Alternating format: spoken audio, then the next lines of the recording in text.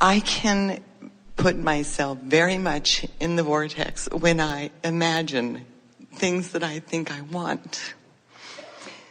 And the quandary is whether or not things I think I want are okay to want.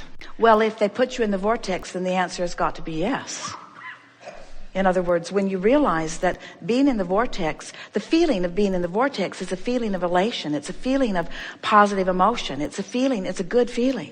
And when that good feeling is present, what it always means is your active thought in your physicality, your active thought that you are projecting with this physical being, that active thought matches the active thought of your source. And so if it feels good, that's what it means. It means source agrees with that thought. So how do you know then, because then the next question in my mind is then, okay, then I just need to make a leap for that. And that's a little more intimidating than just basking in the fun of imagining. So think about what that statement that you just made, think about how it resonates with source. You said, so I think I just need to make a leap. And then you said, ooh, that feels intimidating. Well, what does the intimidating feeling emotion tell you? That I'm afraid. What does the fearful thought tell you? It tells you that inner being, the source within you, is not in agreement with that thought. Oh. Isn't that wonderful? Well, yeah, because it frees me from then picking on myself, because you have all this fear. If you didn't have all this fear, you just jump into this. And I'm thinking, So break that down and spell it out again. So you said, when I think I can do anything, I feel elation. So that tells me that my inner being agrees with my thought that I can do anything. When I think I'm inappropriate, or I'm not prepared, or I should just jump in, I should just grin and bear it and just jump in, that fearful feeling that I get is my indicator that my inner being is not in agreement with that decision.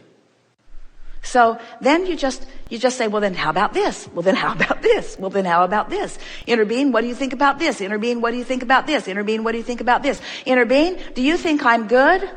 Inner being, do you think I'm bad? Inner being, do you think that all things are possible for me? Inner being, do you think that I am bankrupt, morally bankrupt, and that nothing good will ever happen to me again? Inner being, do I need to figure this out all right now? Inner being, can I just take it one step at a time and will it all unfold for me?